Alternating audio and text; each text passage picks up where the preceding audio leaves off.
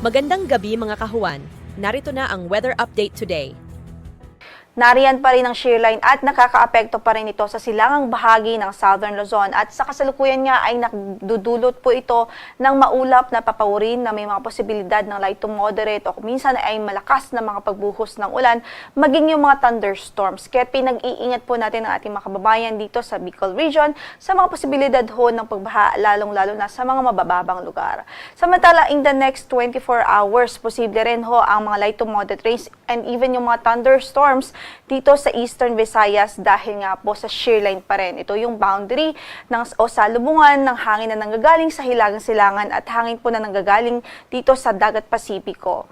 So yan nga po, shear line ang nakakaapekto dito sa silangang bahagi ng Southern Luzon at makakaapekto sa silangang bahagi ng Eastern Visayas sa mga susunod na oras. Samantala, nariyan din ang northeast monsoon o amihan at maliban sa malamig na temperaturang dali nito ay naari din po itong magdulot ng maulap na papawirin na may mahihinang mga pagbuhos ng ulan dito nga sa Cagayan Valley Region at maging sa Aurora at Quezon Provinces. Samantala sa kanlurang bahagi ng Luzon, partikular dito sa Ilocos Region, natitirang bahagi ng Central Luzon, dito sa Metro Manila at maging dito po sa Calabarzon, sa Marinduque, Romblon, maging sa Occidental at Oriental Mindoro, ay posible po makaranas ng bahagyang maulap hanggang sa maulap na papawirin at tsansa lamang ng mga isolated o mga pulo-pulong mahihinang mga pagulan dahil sa amihan. Samantala sa natitirang bahagi ng Visayas at maging dito sa Palawan at maging sa Mindanao, posible lamang po ang mga thunderstorms, especially sa hapon at gabi, mga isolated cases po ng mga pagkidlat at pagkulog dahil naman sa easterlies.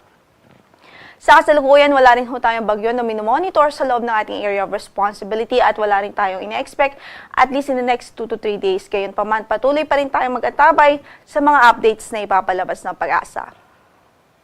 Samantala, tomorrow po likely mag-persist pa rin yung panahon natin ngayon, which is bukas inaasahan pa rin natin ng maulap na papawirin na may mga light rains o mahihinang pagulan dito nga po sa Cagayan Valley Region at Aurora at maging Quezon Provinces. Samantala, dahil sa shear line, malaki ang posibilidad na maulap pa rin ang papawirin na may mga light to moderate rains dito sa Bicol Region.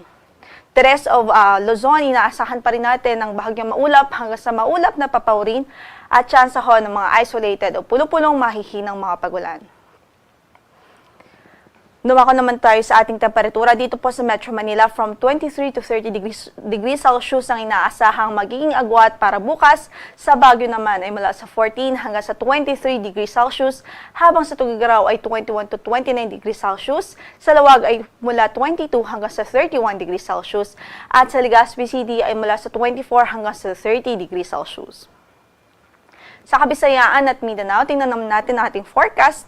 Para bukas ay maulap pa rin ang papawirin na may mga tsansa ng light to moderate rains dito po sa Eastern Visayas. Samantala dito rin sa northern part ho ng Caraga Region, posible rin ang maulap na papawirin na may mga light to moderate rains para bukas. Samantala sa natitirang bahagi ho ng Kabisayaan at natitirang bahagi pa ng Mindanao, posible ang bahagi maulap hanggang sa maulap na papawirin at tsansa lamang ng mga isolated thunderstorms, lalong-lalo na sa hapon at gabi.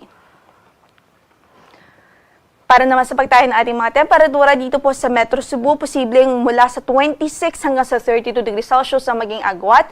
Sa Tacloban ay mula sa 25 hanggang sa 31 degrees Celsius. Samantala sa Davao ay mula sa 25 hanggang sa 33 degrees Celsius. Ngayon po ay wala ring gale warning na nakataas sa mga bahagi ng ating mga baybaying dagat. Bagamat dito nga po sa Northern Luzon, malaking bahagi ng Northern Luzon ay kantamtaman hanggang sa maalon ng kondisyon ng karagatan natin. Kaya ingat pa rin ang ating abiso sa lahat ng ating manlalayag doon.